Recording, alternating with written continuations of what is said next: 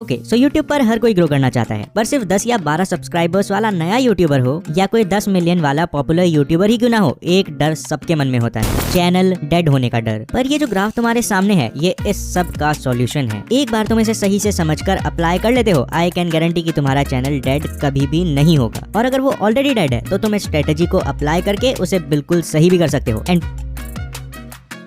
So even though ये इतना complex और इम्पोर्टेंट टॉपिक है, YouTube पर तुम्हें इससे रिलेटेड बहुत ज्यादा वीडियोस नहीं मिलेंगे तो भी वो डेड चैनल्स के बारे में इतना सही से नहीं बता पाते हैं। लेकिन प्रॉब्लम बहुत बड़ी है, सो इसका सॉल्यूशन भी खुद YouTube देता है। ये ग्राफ तुम्हें तुम्हारे चैनल डेड होने से पहले ही बता देगा कि वो डेड होने वाला है। एंड ऐसे में तुम टाइम पर एक्शन ले पाओगे। अगर तुम्हारा चैनल ऑलरेडी डेड है तो तुम्हें ये बताएगा उसे सही कैसे करना है। पर कैसे? इस ग्राफ को ढूंढने के लिए तुम्हें YouTube स्टूडियो में जाना पड़ेगा। अगर तुम्हारे पास लैपटॉप या कंप्यूटर नहीं है तो तुम अपने मोबाइल में क्रोम में डेस्कटॉप मोड ऑन करके YouTube स्टूडियो खोल सकते हो। यहाँ आने के बाद सिंपली एनालिटिक्स में जाओ और फिर तुम्हें ऊपर 5 टैब्स के बीच में दिखेगा ऑडियंस टैब। इसी टैब में सबसे ऊपर एक और टैब है नेम्ड रिटर्निंग व्यूअर्स। एंड इसी ग्राफ को यूज करके तुम अपनी ऑडियंस को एनालाइज कर पाओगे और अपने चैनल पर डेड ऑडियंस की जगह लॉयल और एक्टिव ऑडियंस ला पाओगे। बट उसके लिए जरूरी है इस ग्राफ को समझना।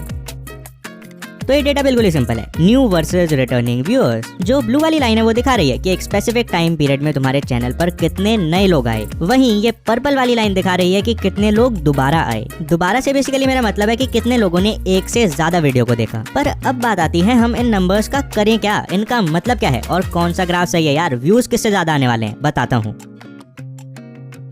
भाई देखो, दो ही तो लाइन है, या तो ये ऊपर होगी या ये ऊपर होगी। मतलब या तो न्यू व्यूअर्स ज्यादा होंगे या तो रिटर्निंग व्यूअर्स ज्यादा होंगे। बट अब बात आती है इनका मतलब क्या है और ग्रोथ के लिए कौन सा ग्राफ ज्यादा सही है। पहला केस हो सकता है जब न्यू व्यूअर्स यानी ये ब्लू वाली लाइन इस पर्पल वाली लाइन से ऊपर होगी। एंड इसका सीधा सा मतलब है कि तुम्हारे चैनल पर जो व्यूज आ रहे हैं उनमें ज्यादातर लोग ऐसे हैं जो चैनल पर पहली बार आए हैं। इन अदर वर्ड्स तुम्हारे चैनल की रीच बढ़ रही है एंड वो नए नए लोगों तक पहुंच रहा है। एंड जब नई ऑडियंस आती है, ग्रो करने के भी सबसे ज्यादा चांसेस होते हैं। एंड मैं थोड़ी देर में तुम्हें इसका प्रूफ भी दूंगा। लेकिन YouTube कहता है जरूरी नहीं है, ये उतना भी बढ़िया है। पर क्यों?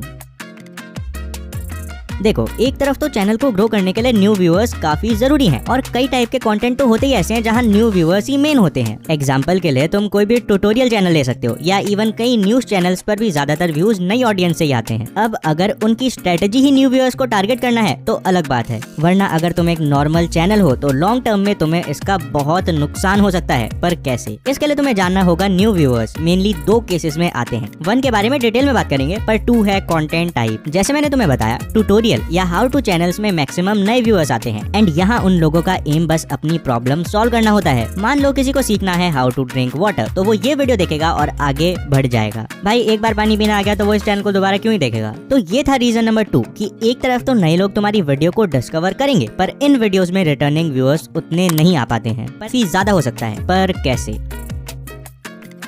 अगर तुमने कभी किसी व्लॉग चैनल के व्यूज देखे हैं तो तुमने नोटिस करा होगा कि उन पर व्यूज काफी स्टेबल होते हैं। फॉर एग्जांपल, अगर हम फ्लाइंग बीस्ट के व्यूज देखें तो ऐसा नहीं है कि किसी वीडियो पर 10 मिलियन व्यूज आ गए तो कोई वीडियो 2-3 लाख पर अटक गई हो, बल्कि उनकी हर वीडियो करीब 2 से 3 मिलियन व्यूज के आसपास होती है। कुछ videos of course 3 million plus भी जाती हैं, पर ओवरऑल व्यूज बहुत ज्यादा स्टेबल हैं। सौरभ जोशी व्लॉग्स पर भी हर वीडियो 2 से 3 मिलियन की रेंज में ही रहती है। क्यों? बिकॉज इनकी मैक्सिमम ऑडियंस है रिटर्निंग ऑडियंस। बेसिकली ऐसे लोग जो इनके चैनल पर एक से ज्यादा वीडियो देखते हैं, बल्कि एक बहुत बड़ी ऑडियंस है जो इनकी हर वीडियो को देखती है। एंड इसीलिए इनके व्यूज इतना स्टेबल होते हैं। अब इसका फायदा क्या है? लॉजिकल है भाई, इन्हें कंपैरेटिवली उतनी टेंशन नहीं है कि मेरी नई वीडियो पर 1 लाख व्यूज आएंगे या 10 लाख व्यूज आएंगे। इनको पता है कि इनकी हर वीडियो पर करीब 2 से 3 मिलियन व्यूज आने वाले हैं, बिकॉज इन्होंने अपनी कोर ऑडियंस बना ली है। वहीं जब न्यू व्यूअर्स वाली लाइन ज्यादा ऊपर होती है, स्टेबिलिटी तो छोड़ो, किसी वीडियो पर 10 लाख व्यूज आते हैं तो कोई वीडियो 10,000 भी क्रॉस नहीं कर पाती है। एंड इसका बेस्ट एग्जाम्पल है यूट्यूब शॉर्ट्स, बिकॉज वहाँ ज्यादातर न्यू ऑडियंस होती है। एंड इसके बहुत नुकसान है, वो तुम्हारी ऑडियंस नहीं है, तुम्हारी ऑडियंस छिपे होती है रिटर्निंग व्यूअर्स में। एंड रिटर्निंग व्यूअर्स कम होने का मतलब कहीं ना कहीं है कि तुम्हारी कोर ऑडियंस कम है, और कोर ऑडियंस के कम होने पर तुम्हें ब्रांड्स कम पे करते हैं, तुम्हारा इन्फ्लुएंस कम होता है। एंड वो व्यूज बस नंबर्स बन के रह जाते हैं, तुम्हारी ऑडियंस नहीं बन पाते। पर अब बात आती है, भाई बिना न्यू ऑडियंस के रिटर्निंग ऑडियंस लाना तो इम्पॉसिबल है, तो भाई हम करे तो करे क्या? वो कैसा है दिखाता हूँ, बताता हूँ और समझाता भी हूँ।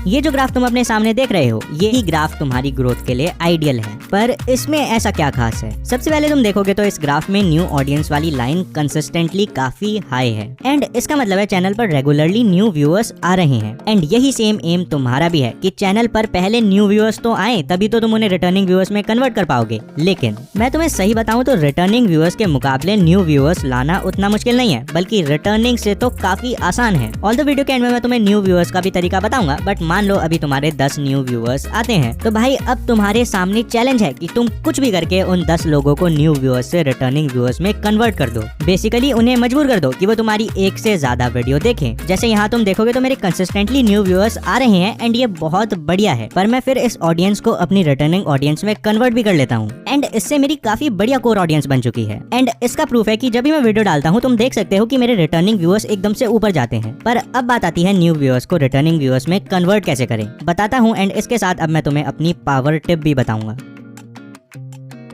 थोड़ी देर पहले मैंने तुम्हें रिटर्निंग ऑडियंस ना होने का रीजन 2 बताया था और कहा था रीजन 1 डिटेल में बताऊंगा। तो रीजन 1 है अलग अलग कंटेंट होना। ये बात मैं कई बार कह चुका हूँ और फिर से रिपीट कर रहा हूँ। अगर तुम्हारे चैनल पर तुम कभी म्यूजिक वीडियो डालते हो तो कभी रोस्ट वीडियो, भाई चैनल नहीं चलने वाला है। ऐसे में उन वीडियोस में से एक आध बार तो व्यूज आ जाएंगे, शायद कुछ वीडियोस वायरल भी हो जाएं, बट अगर बाकी वीडियो सिमिलर नहीं है, वो न्यू ऑडियंस कभी भी रिटर्निंग ऑडियंस नहीं बन पाएगी। तो अब बात आती है उन्हें रिटर्निंग ऑडियंस कैसे बनाएं। यूट्यूब खुद कहता है ट्राई टू मेक सीरीज।